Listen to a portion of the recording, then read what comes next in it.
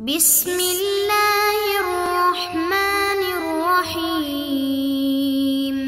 اعوذ باللہ من الشیطان الرجیم بسم اللہ الرحمن الرحیم مقاصد سوم کتاب البیع سبق نمبر 143 شرائط الوزین میں سے چھٹی شرط میں گفتگو العلم و بقید المسمن،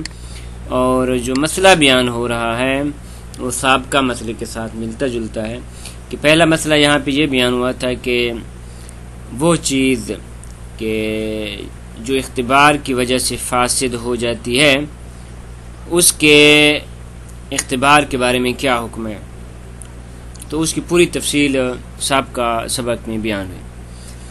آج کا جو مسئلہ ہے وہ یہ ہے کہ فرماتے ہیں جوز ابتیاء ما یفسدہ الاختبار من دون اختبار اجماعاً، اختبار کی وجہ سے اگر مبیع فاسد ہو جاتی ہے بے ایمانہ کہ اس کی قیمت میں کمی ہونا ایک دفعہ بالکل ختم ہو جاتی ہے، یہ مراد نہیں ہے بلکہ اس کی قیمت میں انتہائی کمی ہو جاتی ہے، تو فرماتے ہیں اس کو بغیر اختبار کے بھی بیچنا جائز ہے، جیسا کہ دلیل اجماع ہے علی الظاہر۔ اور یہاں پہ اقوا یہ ہے کہ مبیع میں اور عقد میں شرط لگانے کی ضرورت بھی نہیں کہ شرط لگی جائے کہ اگر صحیح ہوگی تو تب معاملہ صحیح ہوگا وگرنہ صحیح نہیں ہوگا، نہ، اقوا یہ ہے کہ اشتراط صحہ فی العقد بھی معتبر نہیں بلکہ اصال سلامت پہ کفایت کرنا، اعتماد کرنا کافی ہے، جیسا کہ یہی حکم ہم نے پہلے بھی بیان کیا، وہ مبیع کے جس کو اختبار فاسد نہیں کرتا وہاں پر بھی اصال سلامت پہ اعتماد کرنا کافی تھا۔ البتہ اس کے مقابلے میں فقہا کی ایک جماعت وہ فرماتی ہے نا، اور یہ ہم نے پہلے بھی ذکر کیا ہے ان کے اقوال کو، کہ وہ فرماتے ہیں نا اشتراط الصحہ معتبر ہے، یا تو یہ کہا جائے متن عقد میں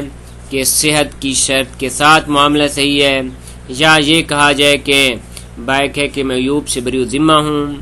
یا اس طرح کہے کہ ان دونوں میں سے ایک کا ہونا ضروری ہے، تو اس حوالے سے گفتگو ہے۔ لذا فرماتے ہیں مسئلہ یجوز ابتیاء ما یفسدہ الاختبار من دون اختبار اجماعاً، جائز ہے اس چیز کا بیچنا یا خریدنا کہ جو اختبار کی وجہ سے فاسد ہو جاتی ہے بغیر اختبار کے بیچی جا سکتی ہے، دلیل اجماعاً ولک و عدم اعتبار اشتراط الصحہ فی العقد، اس میں یہ معتبر ہے کہ جب وہ بیچ رہا ہو تو عقد میں یہ شرط کر دے کہ صحیح ہونے کی بنیاد پہ، فرماتے نا اقوا یہ ہے کہ ایسی شرط لگانا بھی ضروری نہیں ہے بلکہ کفایت الاعتماد علی اصالۃ السلامہ، اصالہ السلامہ پہ اعتماد کرتے ہوئے کافی ہے، کما فیما لا یفسد الاختبار، جیسا کہ ان موارد میں کہ جہاں پہ اختبار اس مبیع کو فاسد اور خراب نہیں کرتا تھا اور جائز تھا اور اصالہ السلامہ پہ اعتماد کافی تھا، قالاصل والدہن کہ فکما یجوز الاعتماد فیہما علی اصل السلامہ بدون اختبار، بعض محشرین نے ذکر کیا ہے کہ جس طرح اصل اور دہن ہے شہد اور گھی کہ جیسا کہ ان پہ اصال السلامہ کی بنیاد پہ اعتماد کیا جا سکتا ہے بغیر اختبار کے، کذالک یجوز الاعتماد الاصل فیما یفسدہ الاختبار، اسی طرح فرماتے ہیں اختبار کی وجہ سے جو چیز فاسد ہو رہی ہے اس میں بھی آپ اسی اصل پہ اعتماد کر سکتے ہیں، الاصل یعنی اصال السلامہ پہ، لیکن یہ تمام فتویٰ خلافاً لظاہر جماعت تقدم ذکرہم، فقہا کی ایک جماعت کے خلاف ہے کہ جن کا ذکر ہم نے پہلے بیان کیا ہے کہ وہ یہ فرماتے کہ من اعتبار اشتراط الصحہ کہ ضروری ہے کہ اشتراط الصحہ کو معتبر جانا جائے، اسی طرح اول برا من العیوب، یا یہ کہ بائق ہے کہ میں عیوب سے بری ذمہ ہوں، اور خصوص احدہما، یا خلاصہ ان دونوں میں سے ایک کا ہونا ضروری ہے، نیز وقد عرفت تعویل علامہ فی المختلف لعبارت المقنع والنہایہ الظاہرتین فی ذالک، اس طرح پہلے درس میں بیان ہوا کہ علامہ نے مختلف میں مقنع اور نہایہ کی دو عبارتیں ذکر کی اور اس کے بعد ان میں تعویل کی کہ ظاہری طور پہ یہ مقنع اور نہایہ کی عبارت ان دونوں کا ظہور اس میں تھا کہ لزوم الاشتراط، کہ شرط صحت کی قید لگانا یا بری برا من العجوب کی قید لگانا اس متن عقد میں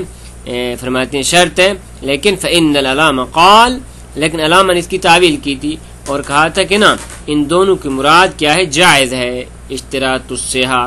یا برات فرماتے ہیں جائز ہے، لا انه یاجب احد الامرین،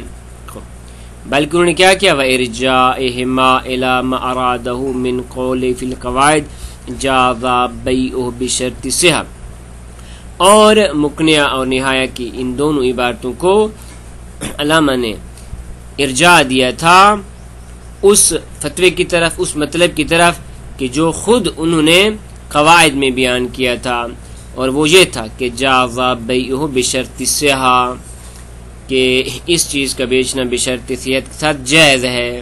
نہ کہ واجب ہے، کہ من انہ مع الصحہ، کہ صحت کی صورت میں، یعنی بعد میں پتہ چلا کہ مبی صحیح ہے تو یمضی البیع، تو بیع صحیح ہو جائے گی، بلا معہا، لیکن بعد میں پتہ چلا کہ نا بیع صحیح نہیں، ما یعنی بدون الصحہ، تو اس صورت میں یتخیر المشتری، مشتری کو اختیار حاصل ہوگا۔ لیکن وہاں پہ ہم نے ان کو بھی جواب دیا تھا، وعرفت ان ھذا التعویل مخالف للظاہر، کہ یہ جو تعویل علامہ نے بیان کی ہے یہ مقنعہ اور نہایہ کی عبارت کے خلاف ہے، حتی ان قولہ فی القواعد، حتیٰ کہ خود ان کا جو قول ہے قواعد میں، اس کا ظہور بھی فی اعتبار شرط الصحہ، اس میں ہے کہ شرط صحت ضروری ہے، ولذا قال فی جامع المقاصد، اسی بنیاد پہ محقق ثانی نے جامع المقاصد میں یہ تفصیل پیش کی ہے کہ وَكَمَا يَجُوزُ بَيْعُهُ بِشَرْطِ الصِّحَةِ، جس طرح اس چیز کی بیع بشرط صحہ جائز ہے، یجوز بیعہ مطلقاً بھی اس کی بیع جائز ہے، یعنی متن عقد میں اشتراط صحت کی قید لگیں یا نہ لگیں، دونوں صورتوں میں جائز ہے۔ وَكَيْفَ كَانَ، اب یہاں پہ شیخ انصاری رحمۃ اللہ علیہ ایک مکمل تفصیل پیش کر رہے ہیں، کیف کان، خلاصہ جیسا بھی ہو، چاہے بشرط صحہ کی قید لگانا ضروری ہو یا ضروری نہ ہو،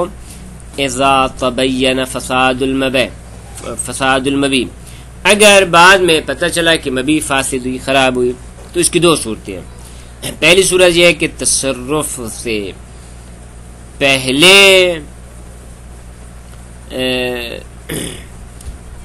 پتہ چلا کہ اس کے اندر فساد ہے اور مبی خراب ہے، تصرف سے پہلے پتہ چلا، تو پھر اس کی دو صورتیں ہیں، یا تو یہ کہ اس فاسد کی قیمت ہے، تو فرماتے اگر قیمت ہے تو پھر فرماتے بیع صحیح ہے، لیکن یہ کہ مشتری کے لیے اختیار ہے کہ رد کر دے، واپس کر دے معاملہ، یا ما بالتفاوت لے اور عرش لے۔ لیکن اگر فرماتے ہیں اس کی فاسد کی کوئی قیمت نہیں تھی تو اس صورت میں بیع اصلاً باطل ہے۔ یہ اس صورت میں تھی کہ جب فساد مبی تصرف سے پہلے پتہ چلا، تو اس کی یہ دو صورتیں ہیں۔ لیکن اگر فساد مبی یہ بعد میں پتہ چلا، تصرف کے بعد میں پتہ چلا، تو پھر اس کی دو صورتیں ہیں۔ لذا فرماتے ہیں فَإِذَا تَبَيَّنَ فَسَادُ الْمَبِي، اگر مبی کے خراب ہونے کا پتہ چلا تو اس کی دو صورتیں ہیں۔ الف نمبر 1، جی ہاں، اس کو ہم نے الف لکھا ہے اور نیچے بے لکھا، جی الف یہ کہ فَإِنْ كَانَ قَبْلَ التَّصَرُّفِ فِيهِ بِالْكَسْرِ وَنَحْوِهِ، اس میں تصرف کرنے سے پہلے تصرف کس طرح کیا، مثلا بالکسر، انڈو کو توڑ دیا مثلا، وَنَحْوِهِ، یا مطلب کیا ہے، انڈو کو مرغی کے نیچے رکھ دیا مثلا، خلاصہ تصرف سے پہلے اسے پتہ چلا کہ مبی فاسد ہے، انڈے فاسد ہیں، تو اس کی دو صورتیں۔ نمبر 1، فَإِنْ كَانَ لِفَاسِدِهِ قِیمَةٌ، اگر اس فاسد کی قیمت ہے، کبیع النعامہ والجوز، جس نے شتر مرغ کے انڈے ہیں، تو فرماتے ہیں اگرچہ یہ فاسد اور خرابی کیوں نہ ہوں، پھر بھی ان کی قیمت ہے، والجوز، اس نے اخروٹ ہے، کہ اگر یہ فاسد بھی تب بھی ان کی قیمت ہے، تو تخیر بین الرد والعرش، تو جائز ہے مشتری کے لیے کہ رد کر دے، پیسے واپس لے لے، یا عرش ما بالتفاوت لے لے، اصلی کی قیمت اور فاسد قیمت میں درمیان میں جو فرق ہے وہ فرق واپس لے لے۔ اور اس طرح ولو فرض بلوغ الفساد الى حيث لا يعد الفاسد من افراد ذلك الجنس عرفا، فرماتے اگر فساد اتنی حد تک پہنچا ہوا ہے کہ اب یہ فاسد چیز اس جنس میں اس طرح شمار نہیں ہوتی کہ کہا جائے کہ یہ متمول ہے،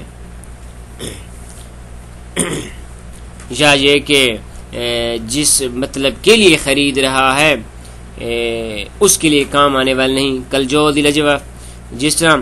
ایسے اخروٹ ہیں کہ جو اندر سے خالی ہیں، الذی لا یصلح، کہ جو صلاحیت نہیں رکھتے کہ ان کو استعمال کیا جائے الا للاحراق، مگر یہ کہ اسے اب جلایا جائے، تو اس صورت میں یحتمل کبین بطلان البیع، بیع باطل ہے۔ تو خلاصہ پس پہلی صورت یہ ہے کہ اس کی فاسد کی قیمت ہے تو رد اور عرش میں اسے اختیار ہے۔ وَإِن لَمْ يَكُنْ لِفَاسِدِ قِیمَةٌ، اگر اس فاسد میں بھی کوئی قیمت نہیں ہے تو تبین بطلان البیع، تو پتہ چلتا ہے کہ بیع باطل ہے۔ کیوں؟ لِوَقُوعِهِ عَلَى مَا لَيْسَ بِمُتَمَوِّلٍ، کیونکہ عقد واقع ہوا تھا ایسی چیز پہ کہ جو مالیت نہیں رکھتی، اور پہلے ذکر ہو چکا کہ اس پہ عقد جائز ہے کہ جو متمول ہو، مالیت رکھتی ہو۔ یہ پہلی صورت تھی، صورت الف۔ صورت ب کہ ان کان تبین الفساد بعد الکسر، اگر کسر کے بعد پتہ چلا کہ مبی فاسد ہے تو پھر اس کی ہوئی دو صورتیں ہیں۔ ففیل اول، پہلی صورت میں یعنی وہو ما کان لفاسد قیمہ، کہ اس کی فاسد کی قیمت ہے، تو یتعین العرش خاصتاً، یہاں پہ صرف ما بھی تفاوت لے گا، واپسی نہیں ہو سکتی۔ کیوں؟ لمکان تصرف، کیونکہ یہ مشتری تصرف کر چکا ہے، لذا بیع کی مضبوط ہو جائے گی لیکن عرش لے سکتا ہے۔ البتہ ویظہر من المبسوط قول، شیخ طوسی علیہ الرحمہ نے مبسوط میں ایک قول ذکر کیا ہے کہ بأن لو کان تصرف علی قدر یستعلم بہ فساد المبیع لم یسکت الرد، فرماتے اگر اس کا تصرف اتنی مقدار ہے کہ جس سے صرف پتہ چلا کہ یہ مبیع فاسد ہے، اس سے زیادہ اس بیچارے نے تصرف نہیں کیا تھا، تو فرماتے ہیں لم یسکت الرد، تو پھر فرماتے ہیں رد ساکت نہیں ہوتی، یعنی ہم عرش ثابت ہو جائے گا، ہم رد ثابت ہو جائے گی۔ والمراد بالعرش، اور ساتھ یہ فرمایا کہ عرش کیا مراد ہے؟ تفاوت ما بین صحیح و فاسد ہی الغیر المقصور، فرماتے وہ ما بھی تفاوت کہ جو مبیع صحیح اور مبیع فاسد کے جس کو غیر مقصور صورت میں جو فاسد ہے وہ عرش لی جائے گی۔ جی مثلا انڈے ہیں، اس نعامہ کے انڈے لے لیتے ہیں کہ فرض کرتے ہیں اس کی قیمت 1000 ہے، لیکن اگر فاسد ہیں تو اس کی قیمت 500 ہے، تو ما بالتفاوت کیا ہے؟ فرماتے 500 ما بالتفاوت ہے۔ ہاں،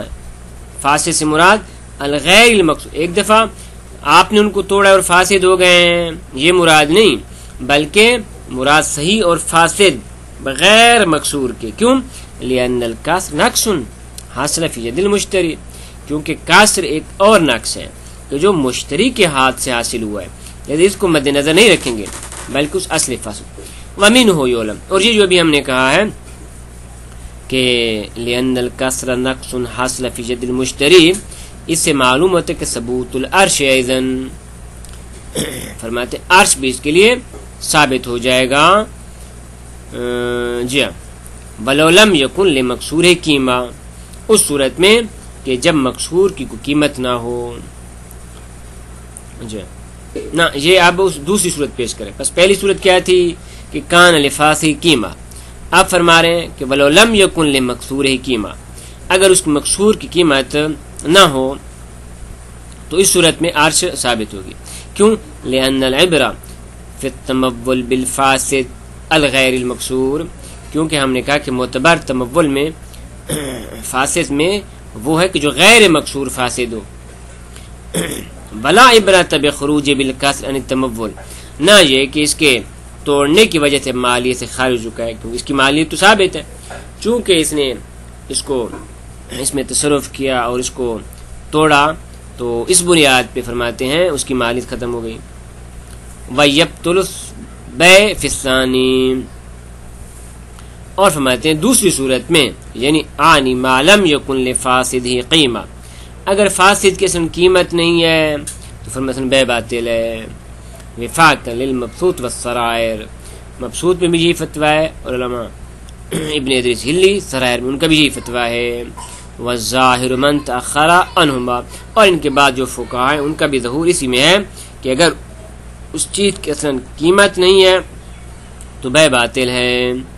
والظاہرہم بطلان البیع من رأس، اور یہ جو ہم نے کہا کہ بے باطل ہے دوسری صورت میں، تو فرماتے فقہاء کا ظہور اس بات میں کہ رأسن بے باطل ہے.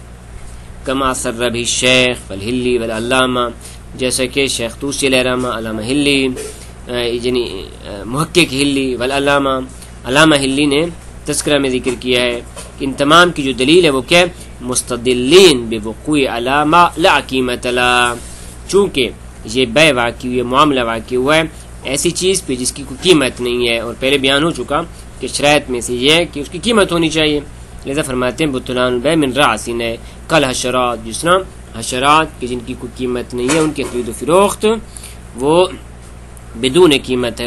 اور ان کی بے باطل ہے. یہاں پر بھی اسی طرح ہے. وصلی اللہ علی محمد و اہل بیت الطیبین الطاہرین.